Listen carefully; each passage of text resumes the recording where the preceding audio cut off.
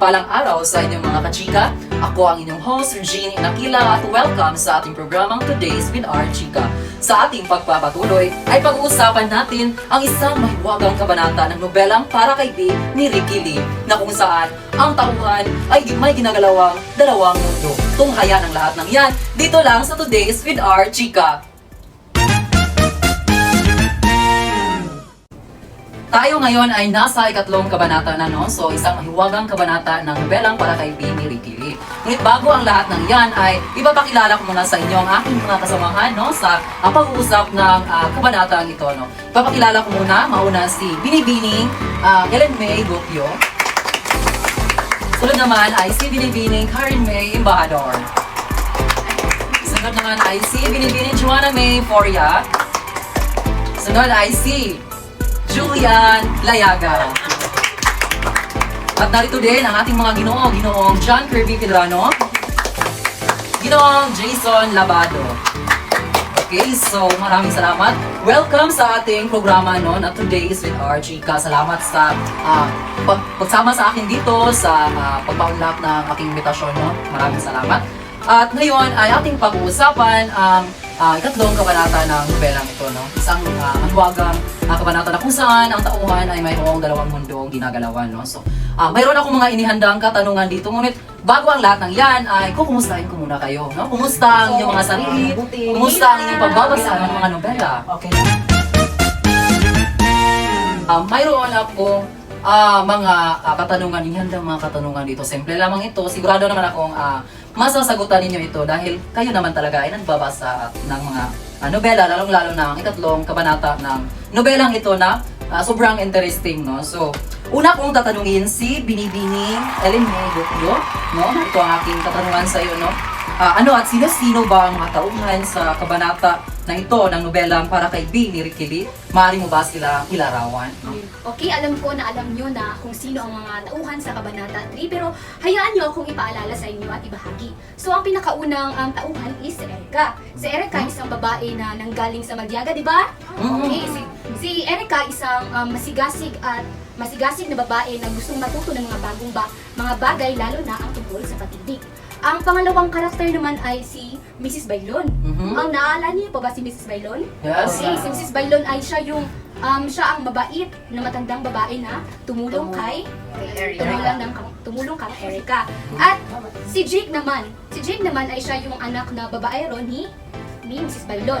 Kung si Mrs. Bailon ay isang mapagmalasakit sa tao, ay kabaliktaran naman ang kanyang anak na lalaki na si Jake, na ang paningin sa mga babae ay isang object of conquest lamang.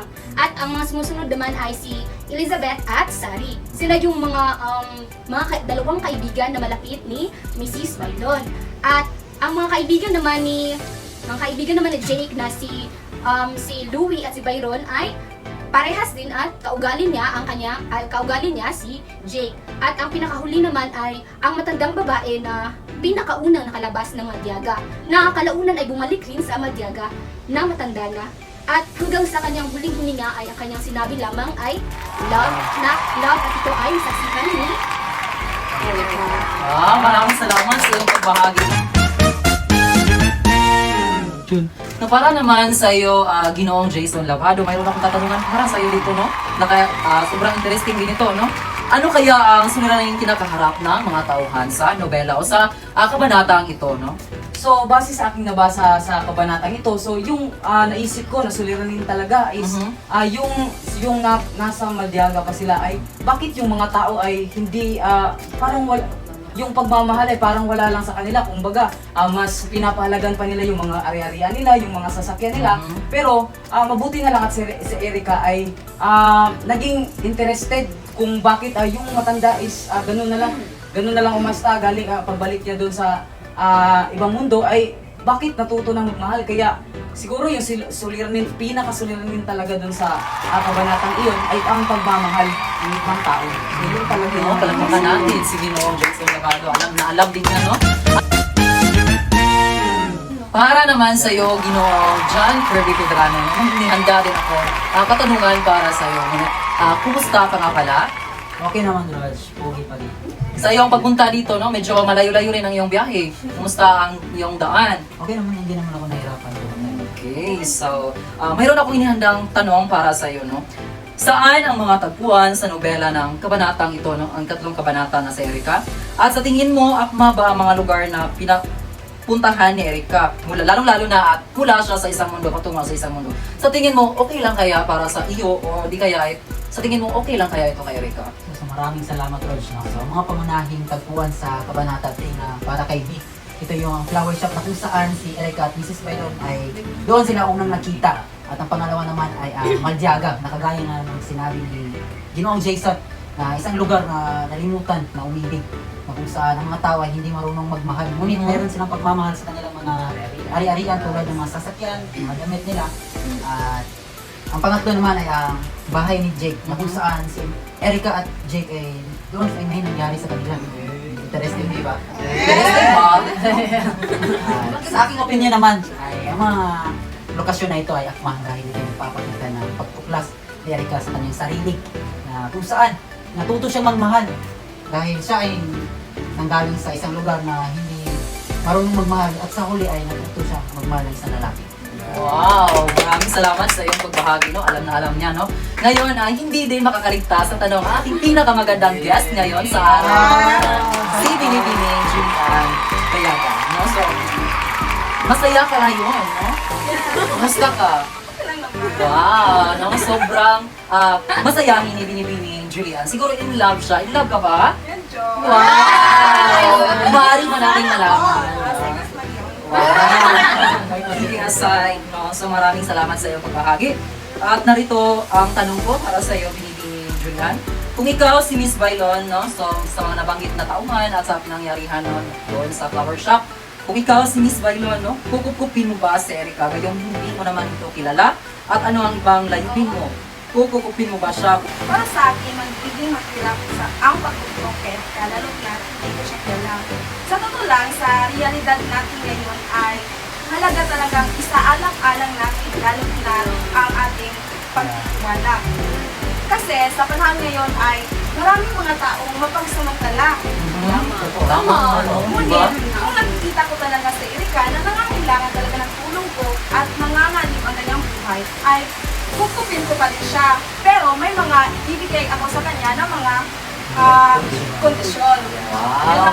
Napakabait naman ni Binibining Julian, no? At siguro swerte ang lalaking mapapangasawa nito kasi sobrang masayahin.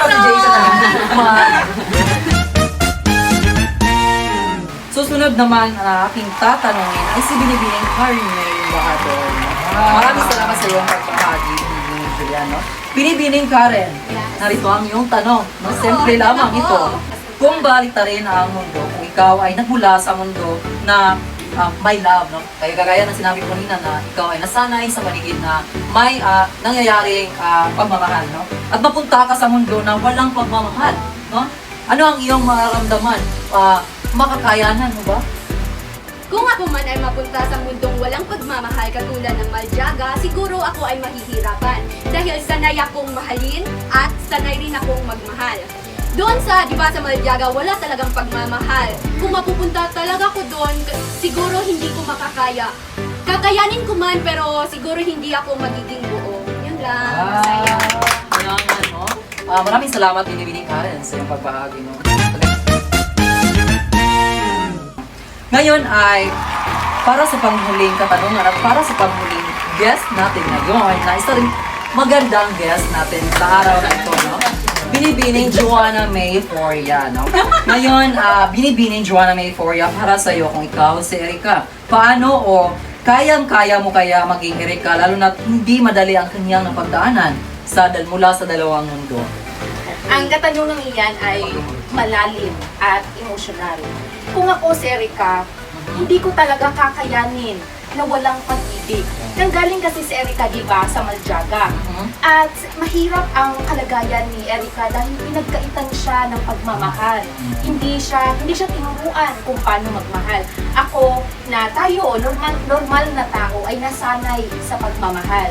At ang pagmamahal ay malaking bahagi sa akin. Kaya sa akin, hindi ko talaga kaya na maging si Erica dahil gusto ko ang pagmamahal. Wow! Ay, pinagubutan din, no? Maraming salamat at palakpakan ng ating mga sarili. No? So, natapos na nating pag-usapan ang ikatlong kabanata. Isang mahiwagang kabanata, ang ikatlong kabanata na pinamagatang si Erica. Maraming salamat sa inyong pagsubaybay. Sana ay marami kayong natutunan sa araw na ito. At sa hanggang sa muli, dito lang sa Today's with our Chika. At ako ang inyong host, Regine Inakilat. Maraming salamat sa inyong pakikinig.